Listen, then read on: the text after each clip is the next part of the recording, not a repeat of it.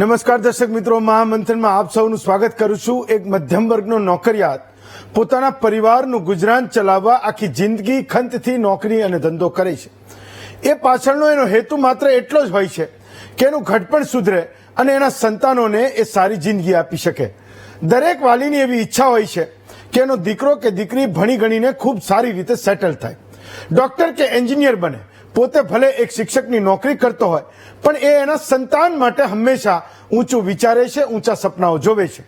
પણ સંતાનો માટે જોયેલા આ સપના એ એક નોકરીના પગારથી પૂરા થઈ શકે એમ નથી હોતા એવું હંમેશા વિચારે છે। ત્યારે કોઈ પણ વ્યક્તિ પોતાની કમાણીને સારી રીતે ઇન્વેસ્ટ ક્યાં કરવી એના રસ્તાઓ શોધે છે। આમાં સામાન્ય માણસ થાપ ત્યાં ખાય છે જ્યારે કોઈ એવા વ્યક્તિની લાલચમાં આવી જાય જે સામાન્ય કરતા વધારે રિટર્નની એ સ્કીમ બતાવે। સમાચાર માધ્યમોમાં અગાઉ પણ ઘણી વખત આપણે આવી સ્કીમોમાં છેતરામણીના કિસ્સાઓ જોયા છે, છતાં પણ લાલચમાં આવી જવું એ માનવ સ્વભાવ છે। આવી જ એક પોન્જી સ્કીમનો પર્દાફાશ થયો છે। 2018 સુધી માત્ર 5 લાખની આવક ધરાવતો એક ભૂપેન્દ્રસિંહ ઝાલા નામનો વ્યક્તિ પોતાના માટે ઊંચા સપના જોવે છે। એની લાઈમાં અનેક લોકોની મહેનતની કમાણીની એ ધૂળ કાઢી નાખે છે। 2020માં આ વ્યક્તિ બીજેડ નામની એક કંપની બનાવે છે અને લોકોને વધારે રિટર્ન આપવાની લાલચ આપે છે। નાનકડા એવા હિંમતનગરના ગામથી શરૂ કરેલી આ કંપની ઉત્તર ગુજરાતમાં લોકોના ઘર ઘર સુધી પહોંચે છે। લોકોને 3 વર્ષમાં નાણાં ડબલ કરવાનો લોભ આપીને પોતે 6000 કરોડ રૂપિયા ભેગા પણ કરી લે છે અને અચાનક જ એ ફરાર થઈ જાય છે। લોકોને આપેલા કમિટમેન્ટ પૂર્ણ ન થતા આખો ભાંડો ફૂટે છે। ત્યારે રોકાણકારોને ખબર પડે છે કે એમણે જે મહેનતની કમાણી રોકી હતી એ હવે સલામત નથી। ત્યારે અહીંયા સવાલ એ છે કે આ પોન્જી સ્કીમમાં જેના રૂપિયા ફસાયા એનું હવે શું? શિક્ષકો, નિવૃત્ત લોકો કેમ આ સ્કીમમાં સોફ્ટ ટાર્ગેટ બન્યા? આ જ બાબતો પર આજનું મહામંથન કરીએ।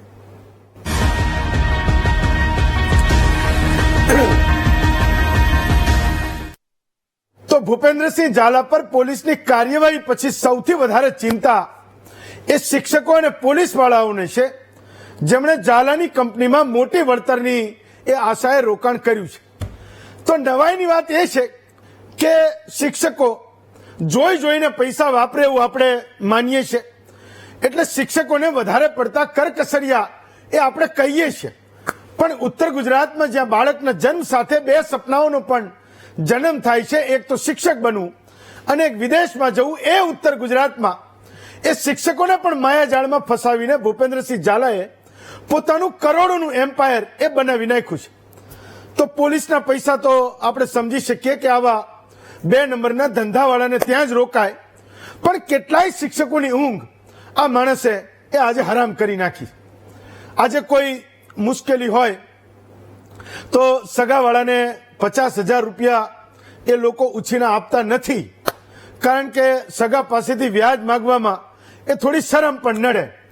પણ એવું કહે છે કે ઘણા સરકારી કર્મચારીઓ જે નિવૃત્ત થયા એની સાથે જે એમની પાસે મોટી રકમ આવી એ બધી ભૂપેન્દ્રસિંહ ઝાલાની કંપનીમાં રોકી દીધી અને મહિને 3% એ વ્યાજ એ ગણતા થઈ ગયા। હવે ખબર નહીં કે જે પૈસા એ મોટા વળતરની આશાએ રોકાતા એ પૈસા એ પાછા આવશે કે નહીં, એ રામ જાણે। તો ભૂપેન્દ્રસિંહ ઝાલાએ એ સાબિત કર્યું છે કે જો તમને ઉલ્લુ બનાવતા આવડે તો જમીન પર તમારી પાસે ભલે કશું જ ના હોય પણ પૈસા લોકો તમને આપી જાય છે, એટલે હોંશે હોંશે એ આપી જાય છે। સાવ એક નાના ગામથી ભેજું લડાવીને એક માણસે લોકોને એવા ફસાવ્યા કે આજે એના રોકાણનો આંકડો એ 6000 કરોડે પહોંચ્યો છે। એ હું નહીં પણ પોલીસ કહી રહી છે। તો એક વાત જોવાની એ પણ છે કે સમાજમાં એ મોટું દાન કરનારા ભૂપેન્દ્રસિંહ ઝાલાને ખબર પડી ગઈ કે હું સમૂહ લગ્ન કરાવું, 5-10 દીકરાઓને ભણતર માટે દત્તક લઈ લઉં, તો સમાજમાં એ જોનારું કોઈ નથી કે મારી આવકનો સ્ત્રોત છે શું। એક ગાડેરિયા પ્રવાહની જેમ એ કોઈએ 1 લાખ રૂપિયા તો કોઈ જીવનભરની એની પોતાની એ કમાયેલી નિવૃત્તિની મૂડી આપી આવ્યું, તો કોઈ ફુલેકું ફેરવવું હોય તો દાનવીર થઈ જવું અને સમાજમાં એ છાપ ઊભી કરવી કે ભૂપેન્દ્રસિંહ જેવો કોઈ દાનવીર નથી।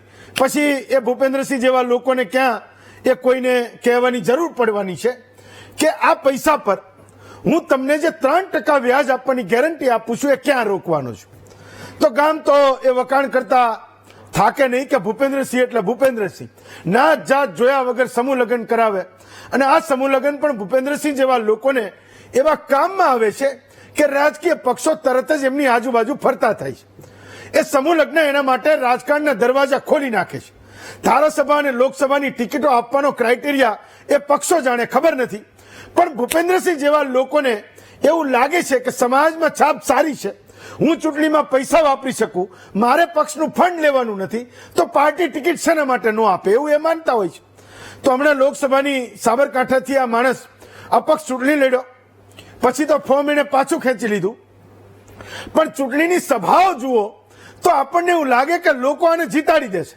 તો આવા લોકો પૈસા ગમે ત્યાંથી લાવતા હોય, એનો આવકનો સ્ત્રોત ગમે તે હોય, પણ આપણે તો એનાથી જ અંજાઈ જઈએ છીએ કે ભૂપેન્દ્રસિંહે કેટલી દીકરીઓને લગ્ન કરાવી દીધા, પણ દાનવીરો પર સમાજ ભરોસો કરતો બંધ થઈ જાય એવા કામ આ માણસે એ ભૂપેન્દ્રસિંહ ઝાલાએ કર્યા છે, જે અમે ધીમે ધીમે ખુલી રહ્યા છે.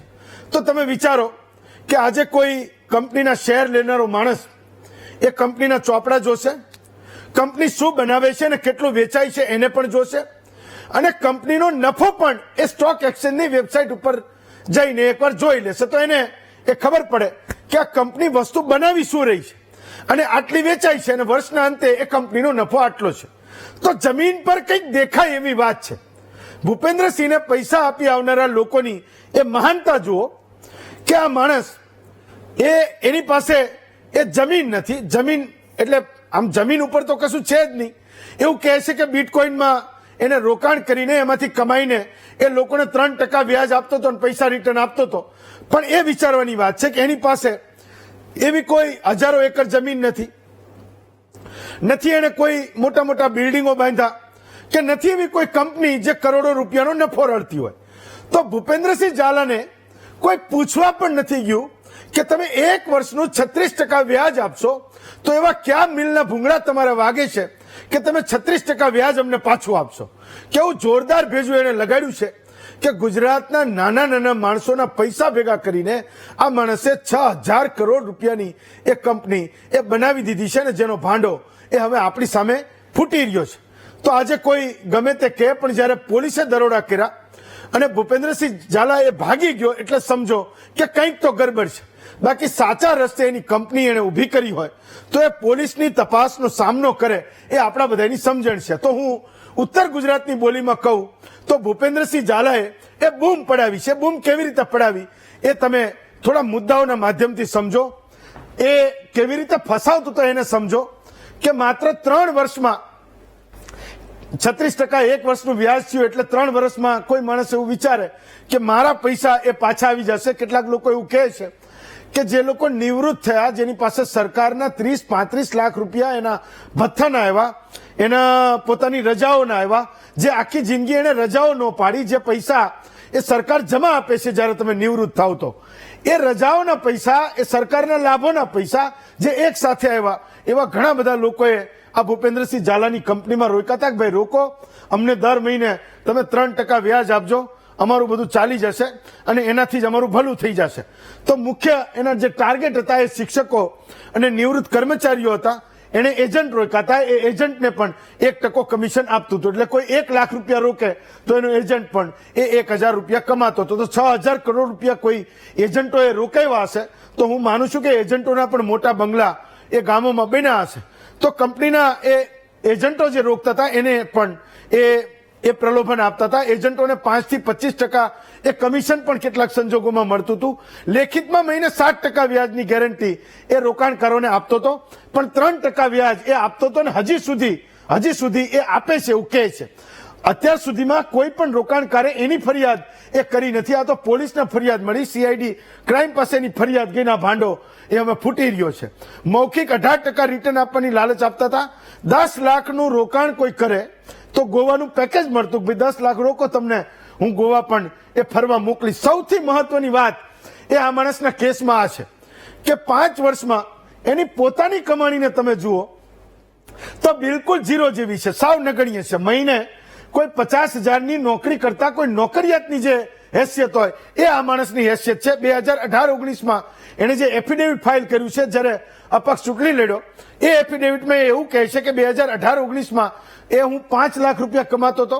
2021-22માં એની કમાણી 10 લાખ રૂપિયા હતી. 2024માં એની કમાણી માત્ર 18 લાખ રૂપિયા હતી. એટલે કે મહિને 1.5 લાખ રૂપિયા કમાનારો માણસ, જેને ગુજરાતના નાના નાના ગામડાના એ ખેડૂતો, એ શિક્ષકો, એ પોલીસવાળા, એ નિવૃત્ત કર્મચારીઓ માત્ર મહિને 1.5 લાખની કમાણી કરનારા એક વ્યક્તિને 6,000 કરોડ રૂપિયા એને વાપરવા આપી દીધા. આજે એવું કહે છે કે મારી મોટી મોટી કંપનીઓ છે.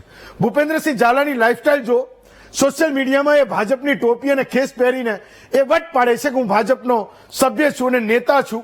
કેટલાક નેતાઓ સાથેના એ ફોટા પણ પોસ્ટ કરી રહ્યો છે. એની લાઈફસ્ટાઈલનો આ બીજો ભાગ છે કે જ્યાં પણ એવોર્ડ સમારંભો થાય, કોઈ સેલિબ્રિટી એવોર્ડ આપવાની હોય તો એ માણસનું નામ હોય જ. સોનુ સૂદ એને હમણાં મુંબઈમાં એ એવોર્ડ આપી ચૂક્યા છે અને એના ફોટા પણ ખૂબ બધા એને ફેરવા છે. મોંઘી કારનો શોખીન છે, એની પાસે મોંઘી મોંઘી ગાડીઓ છે, મર્સિડીઝ, ઓડી, વોલ્વો જેવી કાર એની પાસે છે ને એના ફોટા પણ એ વિવિધ સોશિયલ મીડિયામાં એ મૂકતો રહ્યો છે. લાઈફસ્ટાઈલ એની એવી હતી કે સરળમાં સરળ લોકો એની વાતમાં આવી જાય એટલે કંઈક તો હશે એની પાસે, એવો કંઈક તો મંત્ર હશે કે મેં કીધું કે જે શિક્ષક એટલે કે પોતાના જીવનમાં 1 કિલોમીટર 2 કિલોમીટર ચાલવાનું હોય તો ચાલી નાખે, એ સ્કૂટર લઈને ના જાય એની ગણતરી કરે. અને એવા લોકો એની પોતાની જીવનની કમાણી, પરસેવાની કમાણી જો એને આપી આવતા હોય તો એ વાત તો સ્વાભાવિક છે કે એ સરળ વાતો એ કરતો હશે અને લોકો એમાં ફસાઈ જતા હશે. આજે આપણે ચર્ચા એ કરવાની છે કે બીજેડની પોન્જી સ્કીમમાં કોણ કોણ એ ફસાયું છે. આપણી સાથે 5 વક્તાઓ છે. ડોક્ટર યજ્ઞેશ દવે છે, ભાજપના નેતા છે અને મીડિયા કન્વીનર પણ છે. ડોક્ટર કિરીટ પટેલ છે, કોંગ્રેસના નેતા છે અને પાટણથી ધારાસભ્ય પણ છે. અલ્પેશ રાઠોડ છે, એ મોડાસાના સ્થાનિક વ્યક્તિ છે. વિલાસ પાટીલ છે, પોતે એડવોકેટ છે, એ પણ આ કિસ્સામાં ઘણું બધું જાણે છે. અને સીએ સિદ્ધાર્થ ભટ્ટ છે, એ પોતે આ ફિનાન્શિયલ બાબતોના એ એક્સપર્ટ છે. અલ્પેશભાઈ, સૌથી પહેલા હું તમને પૂછું છું કે તમારા વિસ્તારમાં આ માણસે એવો શું જાદુ કર્યો કે જેના પોતાની આવકના ચોપડાના ઠેકાણા નથી, એને લોકોએ 6,000 કરોડ રૂપિયાનું એ ભરણું કરી દીધું. આજે કોઈ નાની એવી કંપની જ્યારે શેર માર્કેટમાં લિસ્ટ કરે, એ બજારમાં આવે, લોકો પાસેથી પૈસા માંગે તો લોકો 500 કરોડ આપતા એ જબરજસ્ત ડરે છે અને 1,000 વિચાર કરે છે. તો આ તમારા વિસ્તારમાં એવું શું થયું કે આને 6,000 કરોડનું ભરણું એ લોકોએ કરી આપ્યું ને કોઈ પણ ગેરંટી વગર? અલ્પેશભાઈ. ચોક્કસ 2019 સુધી આ વ્યક્તિ ભૂપેન્દ્રસિંહ ઝાલાને કોઈ ઓળખતું પણ નહોતું. અને એને વગડી એનું ઝાલાનગર વગડી ગામ છે, સાબરકાંઠા જિલ્લાનું. ત્યાંથી એક પોતે ક્યાંથી ગુરુમંત્ર શીખ્યો કે શું કર્યું એ ખબર પડતી નથી. એને પહેલા તો સૌથી પોતાના વિસ્તારના ગામોમાં આ જાદુ ચલાવ્યો. અને એને એના એજન્ટો પણ એવા જ હતા કે જે શિક્ષક એજન્ટ એને વધારે પસંદ કર્યા છે. શિક્ષક એજન્ટ હોય એટલે શિક્ષકની ગળથુથીથી જાણકાર હોય. તો એને રિટાયર્ડ શિક્ષકોને સૌથી પહેલા ટાર્ગેટ કર્યા. રિટાયર્ડ શિક્ષકને ટાર્ગેટ કરી એમની પાસેથી પીએફ ના પૈસા છે, રજાઓના પૈસા છે, એવા જે તે પૈસા આવ્યા હોય એ પૈસા 4%ના દરે, 5%ના દરે એને વ્યાજની લાલચ આપી અને 3 વર્ષની અંદર પરત કરવાની, ડબલ કરીને પરત કરવાની લાલચ આપી. હવે આમાં એવું છે કે શિક્ષકોને છેતરવા માટે શિક્ષકો જ મેદાનમાં ઉતારવામાં આવ્યા. એટલે એને શું કર્યું કે જે તે શિક્ષક અથવા જે તે એજન્ટ આવા વ્યક્તિને રોકાણ કરાવડાવે, એને અત્યારના સમયે 1% વ્યાજ વળતર આપે છે, કમિશન આપે છે. જે તે સમયે 2 થી 5% કમિશન આપ્યું. શરૂઆતના તબક્કાની અંદર 2020 થી જે માણસ, જે શિક્ષક એજન્ટ બન્યા એ શિક્ષકોની મેં પોતે લાઈફસ્ટાઈલ જોયેલી છે કે પોતે ગાડી લઈને નોકરી કરવા જાય તો 5 જણાને અંદર બેસાડવાના 100 રૂપિયા લઈ અને શેરિંગમાં ગાડીઓ લઈને ફરતા હોય. અને એ નાની ગાડીઓ, અલ્ટો જેવી નાની ગાડીઓ, જે માત્ર 6 મહિનામાં એ જ શિક્ષક લક્ઝુરિયસ ગાડી લઈને ફરતા થઈ ગયા. Okay. અને પ્રાઇવેટ પોતે નોકરી પર જાય. નોકરી તો કદાચ એ શિક્ષકો એજન્ટ કમ શિક્ષકો કરતા હશે કે કેમ એ પણ સવાલ છે. એ લોકોએ માયાજાળ રચી અને ભૂપેન્દ્રસિંહ ઝાલાને કેટલા બધા રૂપિયા અપાવડાવ્યા ઉઘરાણી કરીને. અને બીજા નંબરમાં કે શિક્ષક અમારા વિસ્તારની અંદર મોડાસા કહો કે અરવલ્લી જિલ્લો કહો અથવા તો સાબરકાંઠા જિલ્લો કહો, શિક્ષકની ફેક્ટરી ગણાય છે. કારણ કે ઘરમાં એક જ પરિવારમાં પતિ પત્ની શિક્ષક શિક્ષિકા હોય એવા 70 થી 75% કેસ જોવા મળશે. જી. અને એ શિક્ષકો પાછા ખેતીવાડી પણ કરતા હોય. હા. એટલે એમને આવકના નામનો તો કોઈ પ્રશ્ન નથી. Okay. એટલે આ લોકોએ સોફ્ટ ટાર્ગેટ તરીકે પહેલા શિક્ષકોને પસંદ કર્યા. Okay. અને એ શિક્ષકોને છેતર્યા. ઓકે. બરાબર. અને જે શિક્ષક મને એક નામ યાદ છે, હું નામ નહીં આપું, હા. પણ મેઘરજ તાલુકાના ઈસરી વિસ્તારનો શિક્ષક છે જે હા. એ પોતે હા. એને આ લોકોનો મેઇન એજન્ટ બન્યો અને એને એજન્ટ બનીને રોકાણ મોટા પાયે કરાવડાવ્યું. તો આજ ભૂપેન્દ્રસિંહ ઝાલાએ એને ખોડીકાર ગિફ્ટમાં આપી. ઓહો. બરાબર. એવી જ રીતે માલપુરની અંદર એક વ્યક્તિ છે જી. જે સામાન્ય મોબાઈલનો ધંધો કરતો હતો. જી.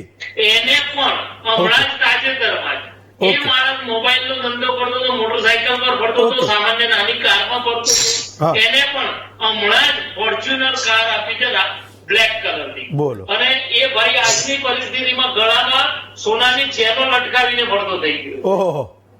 ચાલો ફાઇન. હું એટલે અલ્પેશભાઈ, આવી લોક લાલચ અને આ બધી વસ્તુઓ ચલો, આમાં હું- મળ્યા છે. અત્યારની પરિસ્થિતિમાં શિક્ષકો હોય, નાના કર્મચારીઓ હોય, એકના ડબલ કરવાની લાલચ. કારણ કે કોને Okay. કરોડપતિ ના થવું હોય? ચાલો. કરોડપતિ થવું તો બધાને ગમે. હું આવું અલ્પેશભાઈ તમારી પાસે આવું. ડોક્ટર કિરીટ પટેલ, તો તમે કાયમ એવું કહેતા હો છો કે તમારો વિસ્તાર એ બહુ ગરીબ છે, તો માત્ર શિક્ષકોએ જો આ 6,000 કરોડનું ભરણું ભરી દીધું હોય તો સરકારે ફરીવાર વિચારશે કે આ શિક્ષકોના પગાર એ બહુ વધી ગયા છે અને નિવૃત્તિ પછીના લાભો પણ બહુ વધી ગયા છે. જો એક માણસ એ માત્ર શિક્ષકોના જોરે જો 6,000 કરોડ રૂપિયાનું ભરણું એ ભરી લેતો હોય ને પોતાની કંપનીનું એમ્પાયર એ બિલ્ડ કરી લેતો હોય, અને જો સામાન્ય માણસે લઈ ગયા, સામાન્ય માણસના પૈસા જો એ લઈ ગયો છે, તો એ તો ચિંતાથી મોટો, હું માનું છું કે એનાથી મોટો બીજો કોઈ વિષય નથી કે જો એ ખેડૂતના અને નાના નાના લોકોના પૈસા જો એને ભેગા કરીને આ કંપની બનાવીને હવે એ રફુ ચક્કર થઈ ગયો હોય. હેમંતભાઈ, છેલ્લા ઘણા સમયથી ગુજરાતની અંદર છેતરપિંડીના 1 થી ડબલ કરવાની લાલચ આપવાના જે બનાવો બની રહ્યા છે, હા. અને આજે નહીં, છેલ્લા ઘણા સમયથી એ જહુર રાણાથી માંડી અને મનીષ શાહ હોય કે ભૂપેન્દ્ર ઝાલા હોય, હા. ઘણા બધા બનાવો મીડિયાની અંદર આવ્યા છે. હા. અને તમે કહ્યું શિક્ષકોની વાત, આ જે ચીટરો હોય છે હા. એ ખાસ કરી અને સમાજની અંદર જે પ્રતિષ્ઠિત વ્યક્તિઓ હોય એને હાથો બનાવે છે. શિક્ષક એટલા માટે કે કોઈ પણ ગામની અંદર કે શિક્ષક હોય તો શિક્ષકના ઉપર લોકો ભરોસો વધુ મૂકી શકે. હા. અને બીજું કે આ લોકો રાજકીય હોદ્દેદારો હોય, રાજકીય પાર્ટીના ધારાસભ્યો હોય, સંસદ સભ્યો હોય, એમની સાથે પણ મેળાપણું રાખે ને દેખાવો કરતા હોય છે. મને જે પ્રમાણે માહિતી મળી, આ તમે પોસ્ટ મૂકી, મેં સોશિયલ મીડિયાની અંદર વાયરલ કરી આજના ડિબેટની, તો મારા ઉપર સાબરકાંઠામાંથી ઘણા બધા ફોન આવ્યા હા. કે ભારતીય જનતા પાર્ટીના મિનિસ્ટરો આની સાથે સંકળાયેલા છે, કેટલાક ભારતીય જનતા પાર્ટીના ધારાસભ્યોના દીકરાઓ પણ આની સાથે સંકળાયેલા છે. હેમંતભાઈ, મારે એવું કેવું છે કે રાજ્યની અંદર આઈબી છે, એસઓજી છે, એલસીબી છે, રિઝર્વ બેંક પણ વારંવાર આવી બધી જાહેરાતો કરતી હોય છે. હા. અને સોશિયલ મીડિયાના માધ્યમથી કે ઘણી બધી જગ્યાએ આવા એકના ડબલ કરવાની લાલચો આપી હા. અને રાજ્યના મધ્યમ અને ગરીબ પરિવારના લોકો જ આનો ભોગ બનતા હોય છે. હા. કેમ કે એમને પૈસાની જરૂર હોય અને ઝડપી પૈસા કમાવાની એમના પૈસાનું સારું વળતર મળે, હા. એના માટેની એમને તાન આવેલી હોય એટલે આ રોકાણ કરતા હોય છે. હા. પરંતુ મારે કેવું છે કે છેલ્લા 2020 થી એટલે 5 વર્ષથી આ પ્રકારનું કૌભાંડ સાબરકાંઠાની અંદર ચાલી રહ્યું છે. હા. તો દેશની અને આપણા રાજ્યની આઈબી, કે અમે કોઈ ચમરબંધીને છોડવા નથી, આઈબી ક્યાં જતી રહી? હા. જો આઈબી એ રાજકીય વિરોધ પક્ષના નેતાઓ કે વિરોધ પક્ષના ધારાસભ્યો શું કરે છે કે એમને ફોડવા માટે, એમને ખરીદવા માટે છેલ્લા 5 કે 10 વર્ષમાં જે પ્રયાસો અને ધ્યાન રાખ્યું છે હેમંતભાઈ, હા, મને લાગે છે કે આઈબી હોય કે એસઓજી હોય કે રાજ્યનું જે ગુપ્ત તંત્ર હોય, હા, ઇન્ટેલિજન્સ બ્યુરો હોય, હા, એને સમાજની અંદર આવા જે કામો, આવા કાર્યો ચાલી રહ્યા છે હા, એ શોધવા માટેનું અને એને અટકાવવા માટેનું જો કામ કર્યું હોત તો મને લાગે છે કે આવા બનાવો ના બન્યા હોત. હમ, બીજું હા, કે મેં વિધાનસભાની અંદર હેમંતભાઈ ઘણી વાર કહ્યું કે તમે દારૂ વેચતો એના માટે પાસાનો કાયદો લાવ્યા, બધા કાયદાઓ લાવ્યા, પરંતુ સૌથી મહત્વની બાબત એ છે ત્યારે પાસાની અંદર, કાયદાની અંદર સુધારો લાવ્યા હા, કે એની અંદર સુધારો કર્યો ત્યારે મેં વિધાનસભાની અંદર કહ્યું હતું હા, કે પલ્સ હોય કે આદર્શ ક્રેડિટ સોસાયટી હોય કે આ ઝહુર રાણા જેવા હોય કે ભૂપેન્દ્ર ઝાલા જેવા લોકો હોય, તે વર્ષોથી ગરીબ લોકોની પરસેવાની કમાણી એ ચૂસી જતા હોય છે અને એના લીધે ઘણા લોકોએ આત્મહત્યા કરવાનો પણ વારો આવ્યો છે. અને આવી બાબતોની અંદર પાસાની અંદર, કાયદાની અંદર સમાવેશ કરવો જોઈએ. જી, આ બધા બનાવો બને છે હેમંતભાઈ એટલા માટે કે સરકારની અંદર જે કાયદાની સટકબારી છે એ સટકબારીનો લાભ આ લોકોને મળતો હોય છે અને એમના ઉપર પાછા સત્તાધારી પક્ષના આશીર્વાદ હોય, ભારતીય જનતા પાર્ટીના ધારાસભ્યો કે મિનિસ્ટરોના આશીર્વાદ હોય. એટલે જ્યાં સુધી મીડિયા સક્રિય બની અને આ બાબતનું ધ્યાન દોરશે ત્યાં સુધી ચાલશે, બાકી થોડા સમય પછી આ બધા દબાવી જવાના અને આ લોકો છૂટી જવાના અને રોવાનો વારો એ ગરીબ જનતાનો આવવાનો છે, ગરીબ પરિવારનો આવવાનો છે. ઓકે, એટલે જે રીતે સોશિયલ મીડિયાની અંદર જાહેરાતો આપવામાં આવે છે, અત્યારે પણ તમે જુઓ સોશિયલ મીડિયાની અંદર રમવાની જાહેરાતો આવે છે, બરાબર, અને આવા બનાવોના ભોગ બનેલા જયારે આરોપીઓ હોય છે એ જયારે હેમંતભાઈ પોલીસ સ્ટેશનની અંદર જાય તો પોલીસ સ્ટેશનની અંદર જાણે આ ભોગ બનેલા લોકો આરોપી હોય એ રીતે એમની પૂછપરછ કરવામાં આવે છે અને એમની ફરિયાદો પણ લેવામાં આવતી નથી.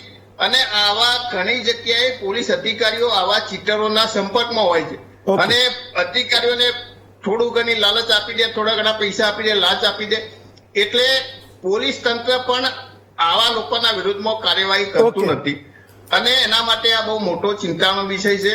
એટલે રાજ્ય સરકારે કાયદાની અંદર કડક સુધારો કરી આ બાબતને પાસા જેવી બાબતોની અંદર એનો સમાવેશ કરી અને આવા લોકો જે ગરીબ લોકોના પરસેવાની કમાણી, મધ્યમ પરિવારના લોકોની પરસેવાની કમાણી જે ચૂસી જાય છે, લોકોને ડફોર બનાવે છે, છેતરપિંડી કરે છે, એમની સામે કડકમાં કડક કાર્યવાહી કરવી જોઈએ. અને આ ભૂપેન્દ્ર ઝાલાના કેસની અંદર પણ હેમંતભાઈ જે પણ લોકો એની સાથે સંકળાયેલા છે એની સાથે કોણ કોણ છે, પક્ષના ભારતીય જનતા પાર્ટીના કયા કયા લોકો છે એની સામે પણ તપાસ થવી જોઈએ અને કોઈને પણ છોડવા ના જોઈએ. સરકારે એક ઉદાહરણરૂપ દાખલો બેસાડવો જોઈએ. ઓકે યજ્ઞેશભાઈ, તો એ આરોપો તો લાગવાના છે. જ્યારે એક માણસ 6,000 કરોડ રૂપિયાનું રોકાણ એ જાહેર જનતા પાસેથી લઈ લે અને એ ભાજપની ટોપી અને ખેસ પહેરીને એ આંટા મારતો હોય, કોઈ પણ એક નાનકડા એવા કોઈ કાર્યક્રમમાં કોઈ મંત્રી કે ભાજપના નેતાઓને મળે તો એના ફોટો એવી રીતે વાયરલ કરે છે, એવી રીતે એ સોશિયલ મીડિયામાં મૂકે છે, લોકોને એવી રીતે ઇન્ફ્લુઅન્સ કરે છે, કોકને એવું લાગે કે આ તો તમારી પાર્ટીનો એ પોતે કોઈ હિસ્સો છે. તો તમારા ઉપર એ આરોપ લાગશે કે આ જે વ્યક્તિ જેણે લોકોનું કરી નાખ્યું છે એને કોઈના આશીર્વાદ હતા. એક કિરીટભાઈ જે આરોપ લગાવે છે.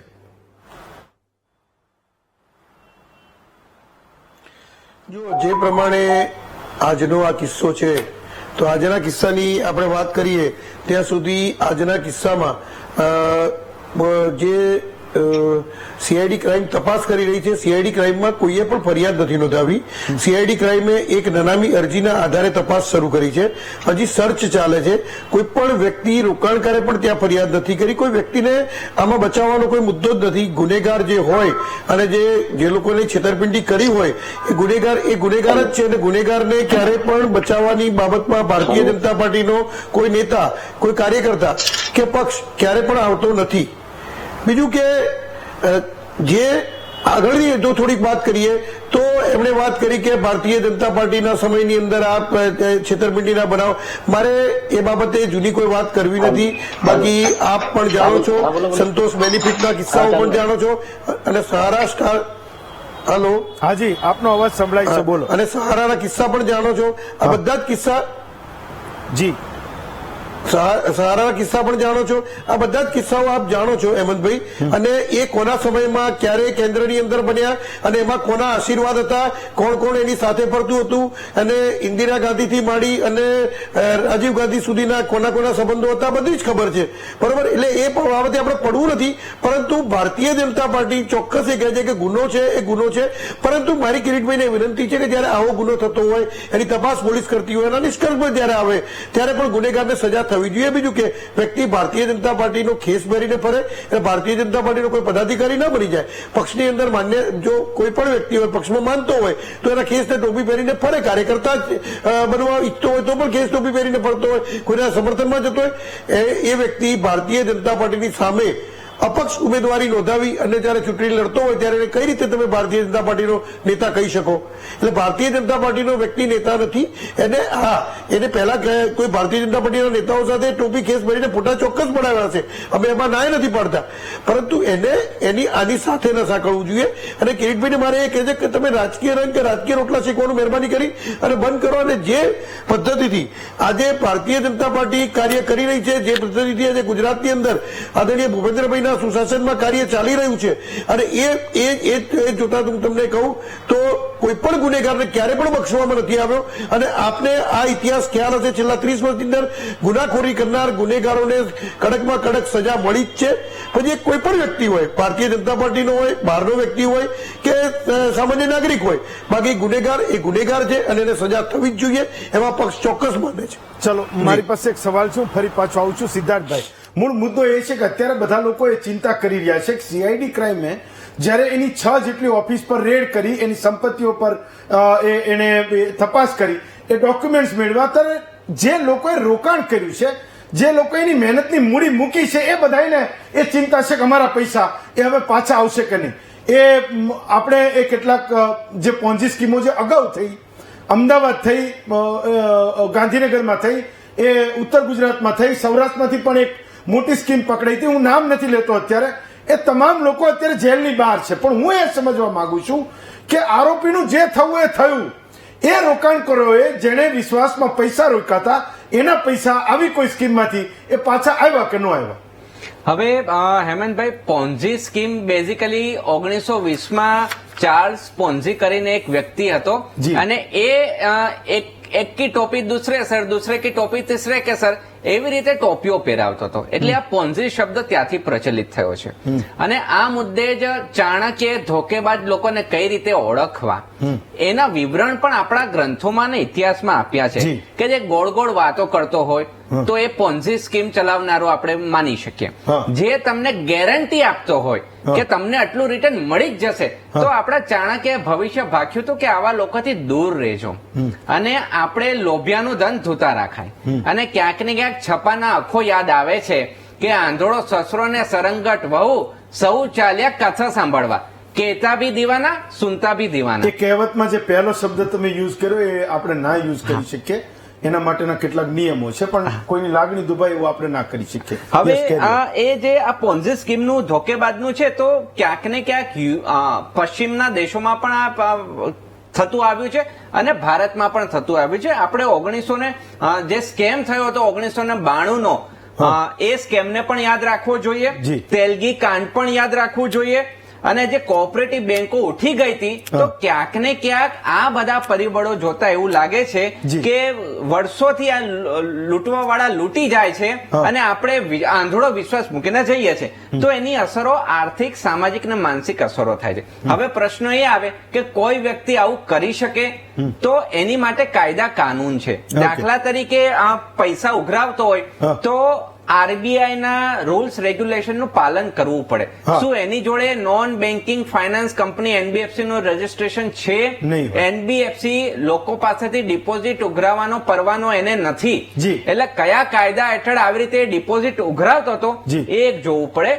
બીજું prevention of money laundering act છે, તો એના મુદ્દે પણ શું પાલન થયું છે કે કેમ? જો ના થયું હોય તો એ લાંબો અંદર જશે. બીજું, જો વિદેશથી અમુક એનઆરઆઈ હોય અને ત્યાંથી ફંડ ઠાલવતા હોય, કારણ કે હું એવું માનું છું કે જો 6,000 કરોડનો આંકડો હોય તો ઘણા આપણા એનઆરઆઈ પણ હશે, તો ફેમાના કાયદાનું પણ ઉલ્લંઘન થયું છે, ફોરેન એક્સચેન્જ મની એક્ટ. એટલે આ બધાને એક જ રામબાણ ઇલાજ છે, ફાઇનાન્શિયલ અવેરનેસ. જે રીતે ફાઇનાન્શિયલ ફ્રોડ વધી રહ્યા છે, ડિજિટલ ફ્રોડ વધી રહ્યા છે, આ દેશી ફ્રોડ હતું, એવી જ રીતે આ સંખ્યા બમણી ડિજિટલ ફ્રોડમાં છે. તો ફાઇનાન્શિયલ અવેરનેસનું એક જ રામબાણ ઇલાજ છે. અને જે રીતે આ ભણેલા ગણેલા લોકો આમાં ખપ્પરમાં ખૂપાઈ જાય છે, તો લોભ, લાલચ અને આ ગેરંટી શબ્દ કે 3% વ્યાજ આપતા હોય અને ગેરંટી આપે 7%. ભાઈ, ઓન એન એવરેજ દર્શકોને જણાવવું છે આપના માધ્યમથી કે મેક્સિમમ 15% રિટર્ન છૂટતું હોય વાર્ષિક, એ ઓકે કહેવાય. અને જયારે 15% થી ઉપર તમારું રિટર્નની કોઈ ગેરંટી આપે છે, એટલે તમારે સમજી જવાનું કે કઈક દાળમાં કાણું છે. વિલાસભાઈ, એક સવાલ મને થાય છે કે જયારે આ પોન્જી સ્કીમનું આપણે નામ લઈએ છીએ કે લાવો પૈસા એકના ડબલ કરીશું, તો એ બીજા રાજ્યોમાં જ્યાં એ સ્કીમો પકડાઈ, જ્યાં એ નેતાઓના ઇન્વોલ્વમેન્ટ હતા, એ બધા કોઈને કોઈ પાર્ટીઓમાં ગોઠવાઈ ગયા છે. અને આજે સ્થિતિ એ છે કે આપણે એવી મોટી મોટી સંસ્થાઓએ આવા લોકોને એ હાથ અડાડી શકતી નથી. ગુજરાતમાં આ મોટું કૌભાંડ કરનારા આ ભૂપેન્દ્રસિંહ ઝાલાની સામે એવી કોઈ વાત બની શકે કે આગળ જતા એ લોકો પણ એ ધડો લે અને આવા લોકો જે આવું કામ કરે છે એ પણ ધડો લે? શું આપણા કાયદાઓ એવા છે કે આને ફિટ કરે અને લોકોને એના પૈસા પાછા અપાવી શકે?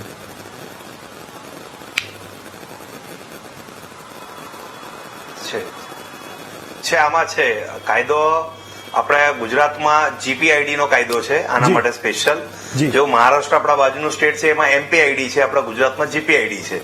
હવે આમાં આજે પોન્જી સ્કીમ બનાવનાર વ્યક્તિઓ પહેલા પૂર્વ પ્લાનિંગ કરે છે અને એની પાછળનું એક સોફ્ટવેર પહેલા બનાવવામાં આવે છે કે આપણે એક ટાર્ગેટ હોય છે કે આપણે કેટલા લોકો સુધી પહેલા આ લોકો ટાર્ગેટ લે છે કે આપણે 1000 લોકો જોડવા છે કે 1 લાખ લોકો જોડવા છે. એ આખું એક પૂર્વ પ્લાનિંગ કરીને એનો ટાર્ગેટ જ્યાં પૂરો થાય ત્યાર પછી એ પૈસાનું સગે વગે કેવી રીતના કરવાના અને ક્યાં ઇન્વેસ્ટમેન્ટ કરવાના, એ બધું પૂર્વ પ્લાનિંગ કરીને કરવામાં આવે છે. હવે સુરતનો એક દાખલો છે, એમાં જોવામાં આવે તો એક આરી ગોલ્ડ નામની એક કંપની ખોલવામાં આવી. એ કંપનીમાં એવું કહેવામાં આવ્યું કે 35,000 રૂપિયા તમે ઇન્વેસ્ટમેન્ટ કરો. એક વ્યક્તિ 35,000 રૂપિયા ઇન્વેસ્ટમેન્ટ કરે તો એને 15 દિવસની અંદરમાં એને 35,000 માંથી 20,000 રૂપિયા તો પાછા મળી જશે અને બીજો 35,000 રૂપિયાનો એને સામાન મળશે, એટલે આયુર્વેદના નામથી. એમાં બદામ પાક નામની એક વસ્તુ, બીજું કઈ આયુર્વેદના અલગ અલગ. હવે એ જયારે એ કેસ આખો બન્યો તો એમાં ઓલરેડી અરજીઓ ઘણી બધી થઈ હતી, પરંતુ પોલીસ પહેલા તો આ પોન્જી સ્કીમ બનાવનાર વ્યક્તિઓ સ્થાનિક રાજકારણીઓને શોધી લે છે, સ્થાનિક જે વહીવટ કરતા હોય અધિકારીઓ એમની જોડે વહીવટ કરી લે છે, પછી આખું સિસ્ટમ ચાલુ થાય છે. અને જ્યાર સુધી ખેંચાય ત્યાં સુધી ખેંચવામાં આવે છે. જે પ્રોટેસ્ટ કરે, કોઈ અરજી કરે તો અરજી દફતરે કરી દેવામાં આવે છે અને અરજીને સગે વગે કરી દેવામાં આવે છે. હવે પહેલા આપણા આખા ગુજરાત રાજ્યમાં સીઆઈડી ક્રાઇમ પાસે આવા પોન્જી સ્કીમો, કરોડોના જે ટ્રાન્ઝેક્શન હતા તે આપવામાં આવતા હતા. પરંતુ મેટ્રો સિટીની અંદરમાં હવે ઇકોસેલ નામનો પોલીસ સ્ટેશન ખોલવામાં આવ્યા છે. એટલે આ ટ્રાન્ઝેક્શનો જે બી થાય એટલે ઇકોસેલમાં જાય. ઇકોસેલમાં ગયા પછી જે મીડિયા ટ્રાયલ થયેલા હોય, મોટા થાય તો એને સીઆઈડી ક્રાઇમ પાસે સોંપી દેવાના વિવાદ હોય તો, નહીં તો ઇકોસેલમાં પણ એનો સગે વગે કરવાના પ્રયાસો કરવામાં આવે છે, જેથી કરીને આ લોકોનું સાહસ વધે છે. આજે માનો આ નામથી કંપની ખોલી તો બીજા દિવસે બીજા નામથી કંપની ખોલી દે છે. બીજું કે કાયદો કડક છે આમાં અને એમાં થોડાક સુધારાઓ હજુ આવવા જોઈએ. જીપીઆઈડીમાં જોવામાં આવે તો એની પ્રોપર્ટીથી લઈને સીઝ કરવાથી લઈને એના જે પણ મિલકતો છે સીલ કરી લેવામાં આવે છે અને એને બેલ મળવા માટે પણ ઘણું અઘરું થાય છે. અને નામદાર કોર્ટો પણ એમની પાસે ઘણી એવી હેવી કન્ડિશનો મૂકે છે કે જેના કારણે એને બેલ આઉટ થતા તકલીફ પડે. એક સુરતમાં એક આઈબીવી ગોલ્ડ નામની એક કંપની બનાવવામાં આવી. એક કિસ્સા ઉપર પણ આવું વિલાસભાઈ. અલ્પેશભાઈ, મને એક સવાલ એ થાય છે કે તમારે ત્યાં એવું કોઈ હોશિયાર માણસ નહોતું કે જ્યારે આ માણસ કોઈ વેલફેરના કામ કરતો હતો, સેવાના કામ કરતો હતો, જ્યારે એ સમૂહ લગ્નો એ સર્વ નાત જાતના એ વાડા વગેરે કરાવતો હતો, ત્યારે કોઈ એની ઉપર શંકા કરે કે ભાઈ આ તો એની ઇમેજ મેકઓવર કરવા માટે કરે છે અને એકવાર લોકોના મનમાં સારી છાપ બનાવવા માટે કરે છે અને એનાથી એ લોકોને એ ફોસલાવી શકે, લોકોને એ લલચાવી શકે ને એમની પાસેથી એ પૈસા લઈ શકે એની કંપની માટે? અલ્પેશભાઈ, ચોક્કસ આ બાબતે હું તમને કહી શકું કે આ જે સમૂહ લગ્નના જે ફંડા એને ઉભા કર્યા, બરાબર છે, એ એક પક્ષમાં જોડાયેલો હતો અને પક્ષના સમર્થનમાં કર્યા હોય એવું મને તો પહેલી નજરે તો લાગ્યું હતું. Okay. બીજા નંબરમાં કે એને જે સમૂહ લગ્નો કર્યા હા. અથવા તો ક્યાંય મંદિરોની અંદર દાન આપ્યા, હા. બરાબર છે, એ એક ચોક્કસ સમૂહ ચોક્કસ જાતિ અને એને પ્રભાવિત કરવા માટે અને પોતાની વોટ બેંક ઉભી કરવા માટે કરી. ઓકે. એના અંદર સમર્થન, એના પાછળ ચોક્કસ રાજકીય પક્ષ, ચોક્કસ રાજકીય નેતાઓ અને કેટલાક પોતાની જાતના સરસ્વતીના સાધકો, હું એનું સ્પષ્ટીકરણ કરી નહીં શકું કેમ કે એના અર્થ ઘણા છે બધા, બરાબર, એ પણ એની વાહવાહી કરવામાં લાગી ગયા હતા. ઓકે. એના પાછળ કદાચ એવું પણ હોઈ શકે કે એની વાહવાહી પેડ વાહવાહી પણ હોઈ શકે છે. ઓકે. એટલે એના કારણે આ માણસ બેફામ બની ગયો અને એને થઈ ગયું કે મારો કોઈ વિરોધ કરવા વાળું છે નથી. નહીં. ઓકે. બીજા નંબરમાં એને મેડિકલ કેમ્પો કર્યા, હા. પછી હમણાં થોડા ટાઈમ પહેલા તો જરૂરિયાતમંદોને મકાન બનાવી આપવાનું એક એને ચાલુ કર્યું છે. ઓકે. બરાબર, એ જરૂરિયાતમંદ કોણ છે અને કોણ શોધી લાવે છે એ પણ એક તપાસનો વિષય છે. ઓકે. આ સિવાય કે આ માણસે એવું કામ કર્યું છે કે જી.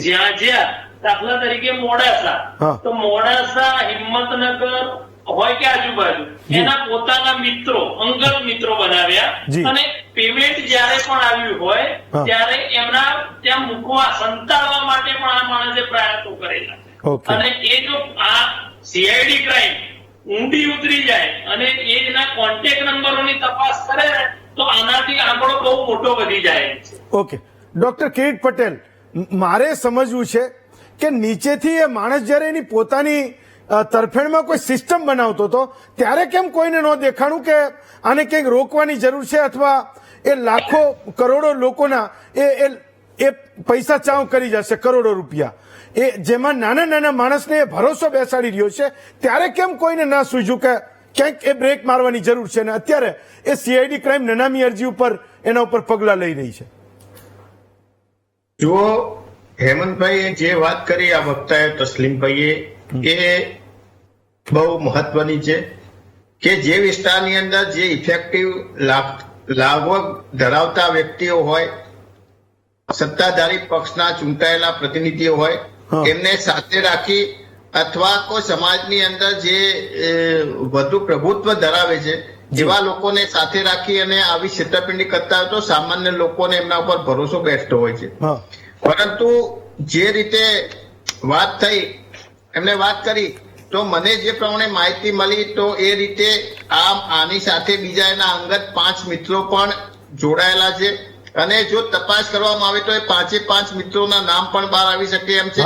અને એટલા માટે કે એક આટલું મોટું 6,000 કરોડ રૂપિયાનું હેમંતભાઈ કૌભાંડ કરવું એ એક વ્યક્તિના માઇન્ડનું કામ નથી, એની પૂરી ટીમ વર્ક હોવી જોઈએ. અને આ લોકો જે રીતે સીધા સાદા અને ગરીબ માણસોને ફસાવે છે, જી, એ પેલી કાયદાની વાત થઈ કે કાયદો આ એનડીપીડી કે શું કહેવાય, એક એ નામનો કાયદો છે, આઈપીડી એક્ટ, પીએમએલ એક્ટ, પરંતુ તે 2005 ની અંદર આ કાયદો લાવ્યા. તો શું હેમંતભાઈ, કાયદો લાવવાથી હું વિધાનસભામાં કાયમ માટે કહું છું કે act is not necessary, action is necessary. ગુજરાતની અંદર દાખલા તરીકે દારૂબંધીનો કાયદો 10 વર્ષની સજા કરી તો શું ગુજરાતની અંદર દારૂ બંધ થઈ ગયો? ગુજરાતની અંદર પ્રોહિબિશન એક્ટ ની અંદર સુધારો કર્યો, બીજા ઘણા બધા કાયદાની અંદર પાસાની અંદર સુધારો કર્યો, અલ્પેશભાઈ આવું તમારી પાસે એક્ટ ની અંદર સુધારો કર્યો, તો શું એ કૃત્યો બંધ થઈ ગયા? જી. અને આવા બનાવ તો ગુજરાતની અંદર ક્યારના બની રહ્યા છે. પરંતુ જ્યાં સુધી સરકારની માનસિકતા ના હોય, સરકારની ઈચ્છા શક્તિ ના હોય, ત્યાં સુધી આવા બનાવો બનતા રહેવાના.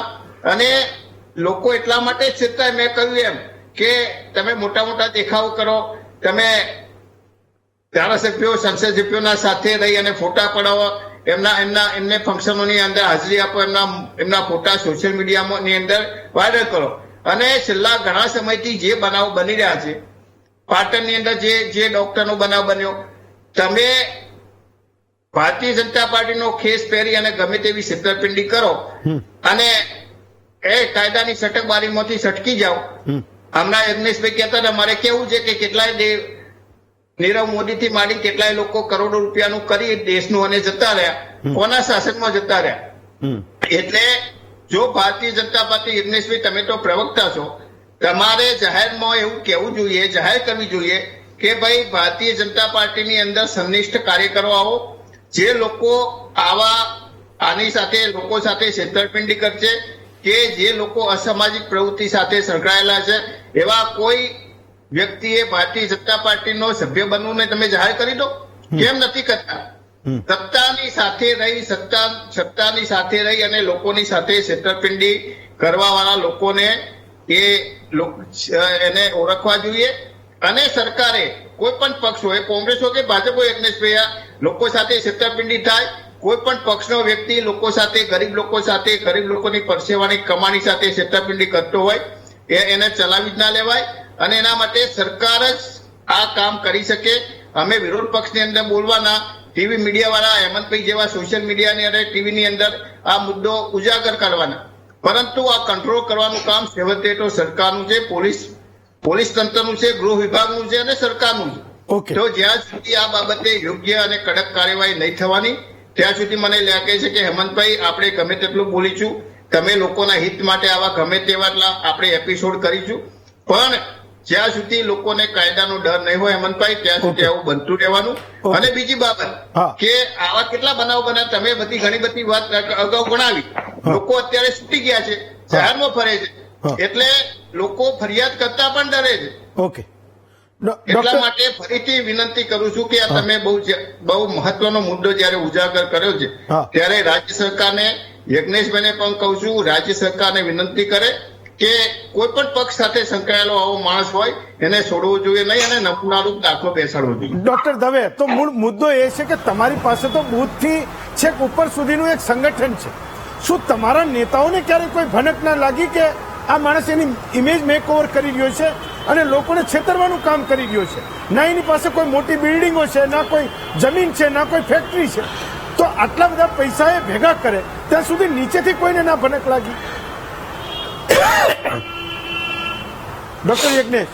હેમંતભાઈ, આવી બધી વસ્તુઓ એવી છે કે જયારે વ્યક્તિ કોઈ છેતરાય અને ફરિયાદ થાય વ્યક્તિ ઉપર, અથવા તો સામાજિક રીતે કોઈ એવી જાગૃતિ આવે કે જેના કારણે ખબર પડે કે આ વ્યક્તિએ લોકોને છેતર્યા છે. પરંતુ હું એ કહું છું કે આજ દિન સુધી, હેમંતભાઈ, આપણે કહીએ કે આજ દિન સુધી આ વ્યક્તિ વિરુદ્ધમાં હજી કોઈ રોકાણકારો બહાર નથી આવતા. સરકારે એક્શન લીધા છે, કિરીટભાઈ કહી રહ્યા છે કે સરકાર શું કરી રહી છે, તો સરકારે એક્શન લીધા છે. અને ફરીથી એક વાત કહું છું, પહેલા પણ કહી ચુક્યો કે ભારતીય જનતા પાર્ટી ક્યારે પણ, હેમંતભાઈ, ક્યારે પણ કોઈ ગુનેગારની ફેવર ન કરે. અને ગુનેગારની ફેવરમાં ભારતીય જનતા પાર્ટી ક્યારે ન હોય, ભલે ભારતીય જનતા પાર્ટીનો કાર્યકર હોય કે ન હોય, પરંતુ ભારતીય જનતા પાર્ટી એ ગુનેગારની ક્યારે ફેવર કરતી નથી. આ સ્પષ્ટ છે. અને આદરણીય નરેન્દ્રભાઈના શાસનની અંદર તમે જુઓ તો જેટલા પણ આવા ગુનેગારો છે એ ગુનેગારોને ગુજરાતમાં તો પકડવામાં આવ્યા છે, એ સિવાય પણ દેશની અંદર પણ આવી કોઈ પ્રવૃત્તિ કરતી હોય, છેતરપિંડીની પ્રવૃત્તિ કરતી હોય, અથવા તો કોઈ અસામાજિક પ્રવૃત્તિઓ થતી હોય કે જેમ ડ્રગ્સ પ્રવૃત્તિઓ થતી હોય કે એ પ્રમાણેની પ્રવૃત્તિ, જે રીતે યુવાધન બરબાદ થાય અથવા તો કોઈની નાણાકીય મિલકતો અથવા તો નાણાકીય અસ્ક્યામતો જોખમાતી હોય, એવા કોઈ પણ મુદ્દાની ફરિયાદો થતી હોય તે ફરિયાદો ઉપર ત્વરિત એક્શન પણ લેવામાં આવે છે અને સજા પણ કરવામાં આવે છે. એટલે ક્યારે અમે ફેવર તો કરતા નથી, પરંતુ જ્યાં સુધી વ્યક્તિનો સવાલ છે તો એ પણ એ કહું કે કોઈ કયો વ્યક્તિ ક્યારે કેવો બની જાય એનું કોઈ નક્કી નથી હોતું. હેમંતભાઈ, આપણી સાથે બેસનાર વ્યક્તિ, આપણી સાથે કામ કરનાર વ્યક્તિ, એને કદાચ લાલચ જાગે અને 2 વર્ષની અંદર એ પોતે પણ ગુનેગાર થઈ જતો હોય છે, તો આપણને એવું થાય કે 2 વર્ષ પહેલા આપણી જોડે ફોટા પડાવીને ફરતો હતો, આપણી સાથે ફરતો હતો, લગ્નમાં 4 ફોટા પડાવ્યા હતા, કોઈ ફંક્શનમાં 4 ફોટા પડાવ્યા હતા. તો એવા વ્યક્તિઓ પણ જયારે ગુનો આચરતા હોય છે, એટલે આ ગુનેગારની માનસિકતા હોય છે. અને માનસિકતા ક્યારે બદલાય વ્યક્તિની અને ગુનાહિત પ્રવૃત્તિ સકળાય, એ એક જોકે સાયકોલોજીકલ બાબત છે. પરંતુ આપણે અહીંયા જ્યાં સુધી ચર્ચા કરીએ છીએ ત્યાં સુધી આવી બાબતો છે એને ક્યારેય ટોલરેટ ન કરી શકાય. અને ગુજરાત સરકાર આને ટોલરેટ કરશે પણ નહીં. અને એની પર જે પણ જયારે પોલીસનો નિષ્કર્ષ આવશે ત્યારે એની પર જે પણ પગલા ભરવાના હશે એમાં પણ સરકાર અચકાશે નહીં. ચલો, આપણે તો અત્યારે એ આશા રાખવાની કે ભૂપેન્દ્રસિંહ ઝાલાનું જે થવું એ થાય, પણ જે બિચારાએ એમની મહેનતની કમાણી રોકી છે એના પૈસા પાછા આવે. અલ્પેશભાઈ, તમારે કંઈ કહેવું હતું, પણ એક બ્રેક લઉં, બ્રેક પછી હું પાછો આવું, પછી તમને પૂછું છું. એક બ્રેક લઈએ, બ્રેક પછી પાછા આવીએ. બ્રેક પછી સ્વાગત છે આપનું મહામંથનમાં. અલ્પેશભાઈ, તમે કંઈક કહેતા હતા કે એક સિસ્ટમ એણે એના પોતાના માટે બનાવી. ઘણા બધા લોકોની પાસે નામ હશે, તમારી પાસે પણ હશે. અત્યારે આપણે એ એટલે નહીં લઈ શકીએ કે એકવાર પોલીસ એનું નામજદ કરે, એકવાર એની સામે FIR નોંધાય અને એના પછી તપાસ થાય. હું માનું છું કે ઘણા બધા તાર એ તમારા જેવા લોકો જાણતા હશે કે ક્યાં ક્યાં આડે છે. અલ્પેશભાઈ, ચોક્કસ અરવલ્લી જિલ્લામાં કે સાબરકાંઠા જિલ્લામાં શિક્ષકો રોકાણકાર છે એ કેવું થોડું અંશે થોડું ગેરવ્યાજબી છે. કેમ કે નાના મોટા વેપારી, નાના મોટા ધંધાર્થી અને નાના મોટા નોકરિયાત તમામ લોકો આની માયાજાળમાં ફસાઈ ચુક્યા છે. ખુલીને કોઈ આપશે બોલશે નહીં. કેમ કે એની પાસે કોઈ આધાર પુરાવા એવા છે નહીં કે જેનાથી એના પૈસા પાછા મળવાની આશા હોય. બરાબર. બીજા નંબરમાં કે પોલીસ તંત્ર હોય કે રાજકીય નેતાઓ હોય, કોઈએ ક્યારેય આ વસ્તુનો વિરોધ કર્યો નથી કે કોઈએ એને કોઈ સવાલ જવાબ નથી કર્યો. એટલે આ માણસ બેફામ બની ગયો અને બેફામ બનવાના કારણે એને પોતે એની માયાજાળ એવડી મોટી વિસ્તારી લીધી છે કે હજુ પણ લોકો આજની તારીખમાં પણ આ બનાવ સામે છે પબ્લિકની, તો પણ હજી પણ માનવા તૈયાર નથી. એ માણસ જ્યાં સુધી પોલીસ તંત્ર જાહેર નહીં કરે ને કે ભાગેડું થઈ ગયું, ત્યાં સુધી એને પરમાત્માના જેમ જ પૂછશે. તો નેતાઓને પોલીસ વાળા ઝપટમાં આવ્યા કે નહીં? એવું કહે છે કે બહુ બધા પોલીસ વાળાને પણ એને એની જાળમાં એ ફાંસી લીધા હતા. અલ્પેશભાઈ, એટલે અનૌપચારિક રીતે બધા બોલે જ છે. બરાબર. આની અંદર નેતાઓના બી પૈસા છે, સત્તાધારી પક્ષના લોકોના બી છે. હમણાં તાજેતરમાં એક ભૂપેન્દ્રસિંહ ઝાલાએ નોન બેન્કિંગ એની ઓફિસ ચાલુ કરી. બરાબર. તો એની અંદર તમે જોયું આજે ઉદઘાટનની અંદર નેતાઓ જ હતા, નેતા પુત્રો હતા અને એ બધા હતા. તો પછી બધા જાણતા નથી અથવા સરકાર જાણતી નથી, એ માનવું ગેરવ્યાજબી છે. ઓકે, ચલો fine. Kiritbhai, doctor Kirit Patel, last 30 second. Kiritbhai, જો હેમંતભાઈ, ખરેખર જો ભારતીય જનતા પાર્ટીના લોકો આની અંદર ના સંકળાયેલા હોય તો ગૃહમંત્રીએ જાતે જાહેરની અંદર, મીડિયાની અંદર જાહેરાત કરવી જોઈએ કે કોઈ પણ વ્યક્તિ આ બનાવનો ભોગ બન્યા હોય તો એના માટે એક ટોલ ફ્રી નંબર જાહેર કરવો જોઈએ. કેમ કે અલ્પેશભાઈ અને તમે કહ્યું કે લોકો તો ફરિયાદ કરવા જવાના નહીં કે ડરતા હોય છે. એટલે એક ટોલ ફ્રી નંબર, જો સરકારની માનસિકતા સ્પષ્ટ હોય અને ગૃહમંત્રી કહેતા હોય છે કે અમે કોઈ ચમરબંધીને છોડવાના નથી, એક જાહેરાત કરી, એ ટોલ ફ્રી નંબર જાહેર કરી અને કોઈનું નામ જાહેર ના થાય એ રીતે ટોલ ફ્રી નંબર જાહેર કરી અને ફરિયાદ નોંધે તો ખબર પડે કે ઓન પેપર આ તો 5-6 હજાર રૂપિયા આવ્યા છે. હેમંતભાઈ, સરકારે ઓન પેપર 100,000 હશે તો વાસ્તવમાં તો ઘણા બધા રૂપિયા છે. એટલે સરકારને જો માનસિકતા હોય અને આવા લોકોને એમને નેસ્ત નાબૂદ કરવા હોય ને કાયદાનો ડર પેદા કરવો, તો મેં કહ્યું એમ ગૃહમંત્રીએ જાહેરાત કરી અને એક ટોલ ફ્રી નંબર જાહેર કરવો. યજ્ઞેશભાઈ, લાસ્ટ 30 સેકન્ડ. યજ્ઞેશભાઈ, લાસ્ટ 30 સેકન્ડ. ચોક્કસ. મેં પહેલા પણ કહ્યું ને અત્યારે ફરીથી પણ કહું છું કે આ પ્રકારની ગુનાખોરી ક્યારે પણ ગુજરાતની અંદર ચલાવી લેવામાં આવશે નહીં. જે પ્રમાણે ગુજરાતની અંદર ભૂપેન્દ્રભાઈ પટેલ અને ગૃહમંત્રી શ્રી હર્ષભાઈ સંઘવીએ અગાઉ પણ જાહેરાત કરી ચૂકેલા છે કે કોઈ પણ ગુનેગારને ક્યારે બક્ષતા નથી અને બક્ષવામાં આવતા પણ નથી. અને પોલીસ તેની તપાસ અત્યારે કરી રહી છે અને પોલીસ તપાસના અંતે જે પણ સાબિત થશે એની પર પગલા લેતા ભારતીય જનતા પાર્ટીની સરકાર અચકાશે નહીં. ફાઇન, ચલો આપણે એવું માનીએ કે જે લોકોએ પૈસા રોક્યા હતા એના પૈસા પાછા આવે. એ લોકોની જે અત્યારે એવું વિચારે છે કે આ ભાઈ તો અત્યારે ભૂગર્ભમાં ઉતરી ગયો છે, એની પાસે કોઈ બિલ્ડિંગો નથી, મકાનો નથી, જમીનો નથી, ફેક્ટરીઓ નથી, તો એ પૈસા પાછા આવશે કેવી રીતે? એનો પણ કંઈક એ તોડ એ સાથે સાથે એ પોલીસ પણ કાઢે, સરકાર પણ જોવે અને એ તમામ લોકો જોવે જે એની સાથે સીધી રીતે સંકળાયેલા છે. ડોક્ટર યજ્ઞેશ દવે, ડોક્ટર કિરીટ પટેલ, અલ્પેશભાઈ, વિલાસભાઈ ને સિદ્ધાર્થભાઈ, પાંચે વક્તાઓનો ખૂબ ખૂબ આભાર માનું છું. આવતીકાલે વધુ એક નવા વિષય સાથે ફરી મળીશું. આજે રજા આપશો.